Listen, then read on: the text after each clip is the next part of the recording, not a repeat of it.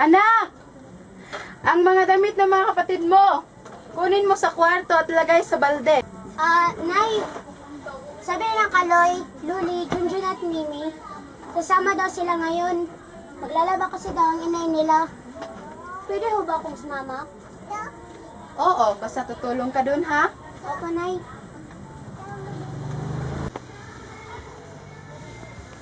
Nay! Bakit? Andun na po si Mimi at Kaloy naglalaro. Ano ka ba? Akala ko ba'y tutulong ka sa akin?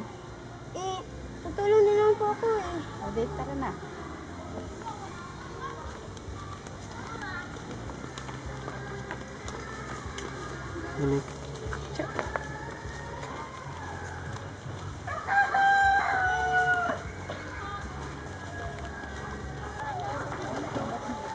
Luli! Mimi!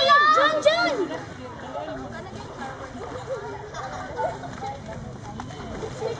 Wala! Wala!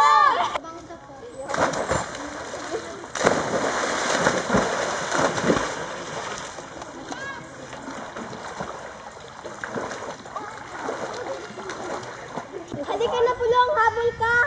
Hey, Pulong! Come on! Swim with us! Faster!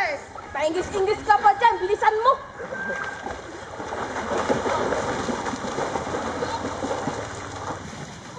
Nay! Oh. Lawan mo na ako sandali! Huwag ka nga atat dyan. Di ka pa nga marunong lumangoy. Hiyaan mo niyan, Mare. Alam mo, yung kapatid niyang si Meme, naging gold medalist last year sa palarong pabansa. Sa Naga! Dati, naglalaro lang yun dito.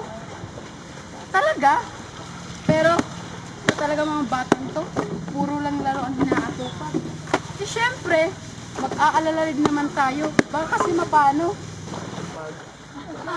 Nay! Sige na, Ano ba? Yan mo na yung pare! Sige na nga.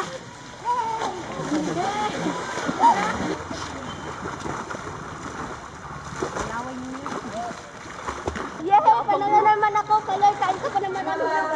Next month, may swimming tournament tayo gagawin sa Bugak. Sino sa inyo ang gustong sasali? Ma'am, si Pulong. Ma'am, si Kaloy din po! Gusto ka ba, Pulong? Sasali ka ba? Opo, ma'am. Kami nila na kasama si Junjun at Mimi. Okay. Sige po, ma'am! Alright. Si Mimi, si Pulong, si Kaloy, sino pa? Si Lola. Si Loli at si Junjun. So, kung may gusto pang sasali, magpapalista na lang sa akin after recess. Understood? Yes, ma'am. Patuloy na nagsasanay sina Mimi, Kaloy at Junjun sa Bugak. Ginagawa ang mga routine na tinuturo sa kanila ng kanilang coach habang lumalangoy at naglalaro tuwing Sabado hanggang sa sila ay sumali sa isang kompetisyon. Swimming on lane 1, Ariola, Tandaan. Lane 2, Can You N, Tagbinan. Lane 3, Laurente, Tandaan. Lane 4, Can You J, Tagbinan.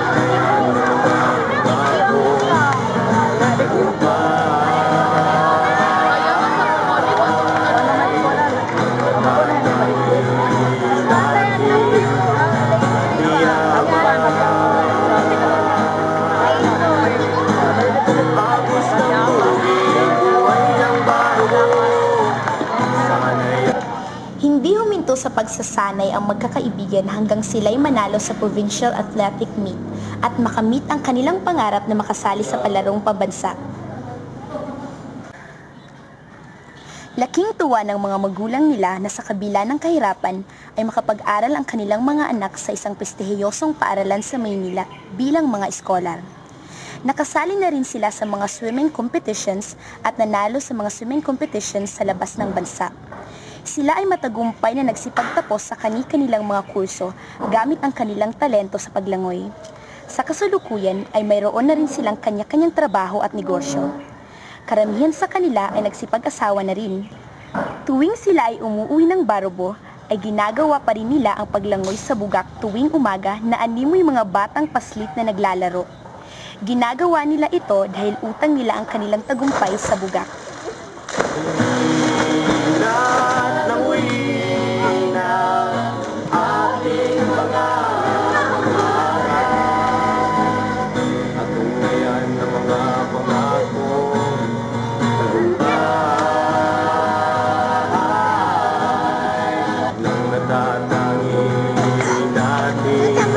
Ano ka mga? Dito ka, oh, dito ka. Agos ng tubig, buhay ng baro mo. Sana'y ating pagyamanin at ingatan. Pagkat ito'y bigay na ay kapal. Kahit sa mga hampas ng pagsubok, abot pa rin ang tagumpay. Taas noo, baro sa buong mundo. Sa pisngi ng mga diwatang ugat, aral ko'y halik ng pasasalamat.